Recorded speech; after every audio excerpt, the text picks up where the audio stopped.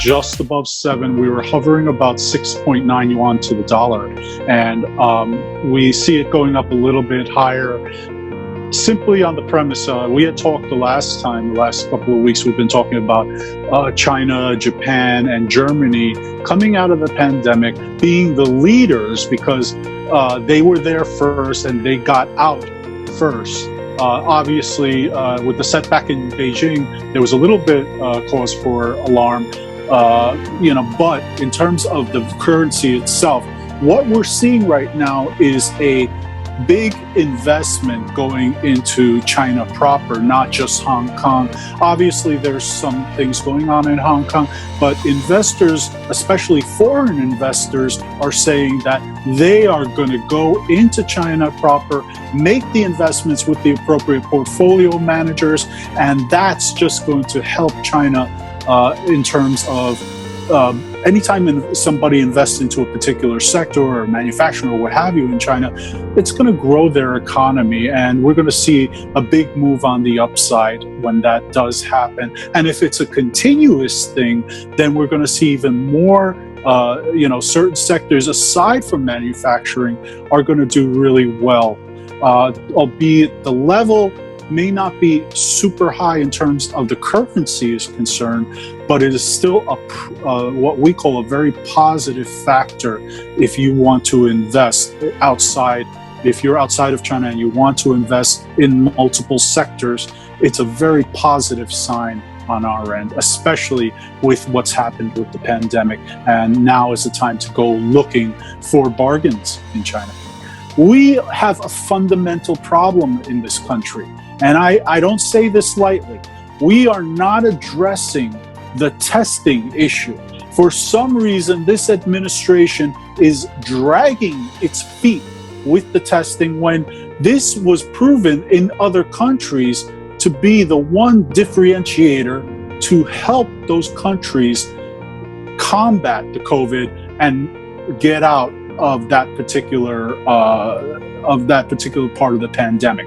So, going back, the U.S., as I've mentioned before, because of this because of the COVID spreading to other different parts of the country, we now have to pause certain states from reopening. That's going to affect earnings. That's going to affect supply chains. And, the final thing I'll say about this is that, are we done yet, or could this reoccur? This is the one thing that gives pause to a lot of healthcare professionals. Is it going to come back to areas that have successfully combated the COVID to this point? Money goes to where it's going to make money. But the thing you have to remember is that there are several sectors here in the United States that have not participated in the recent rally and could benefit for money looking for a place to go. Among these, if you look at bonds or obligations of whether it be the Treasury or municipal governments, they could be going to look there. As we've seen the past couple of years, the bond markets, whether it be municipal treasury or corporate obligations, have been great places to park money temporarily, and you've actually made appreciation in those markets where you're buying $1,000 bond, and in a very short period of time it could be 1,100. And if you're talking about big money, when we're talking about bonds, the bond market dwarfs the stock market in terms of the money. So liquidity could come into play into that. It's not necessarily, we don't wake up as investors and say, hey, I'm going to throw money into one particular country. What we're going to do is we're going to study judiciously. There are so many other countries that there's high potential to make money in those areas as well. The IPO market has started to take off again. It had paused for a while though. I mean, we saw a pause between March and April on deals. What is the premise of an IPO? To get more financing for your company, to grow your company on a bigger scale. It's not just to make billions of dollars when the company goes public, and that most certainly can happen. But the premise is that you're going to take the company public to grow that company even more than you thought you ever could as an entrepreneur.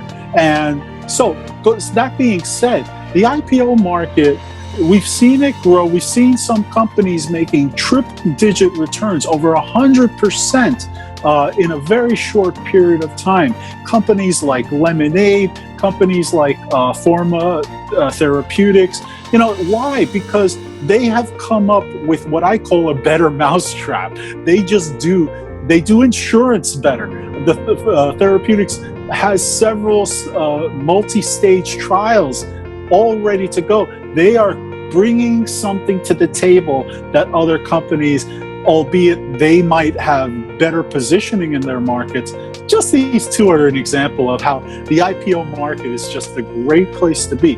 Now, if you're an individual investor, though, I always say, there's a caveat. We're going to put the warning sign on.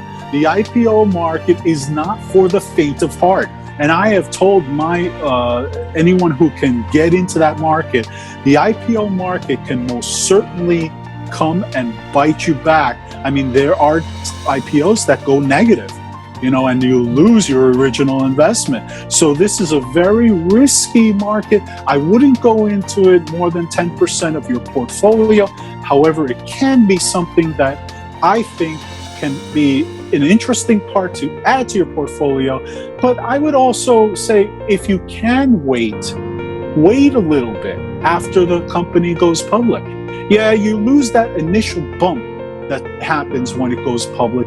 But can you imagine the stock going out at 50, just for argument's sake, and it's now at 140? Could it go back down to 80 in a few weeks? And these are the things you need to be aware of with the IPO market. I love IPOs. I've done several in my career. I just know that it cannot be the whole picture with you, because if not, you're doing no more than gambling in Atlantic City and Las Vegas, and you want to do better than that when you're doing investments.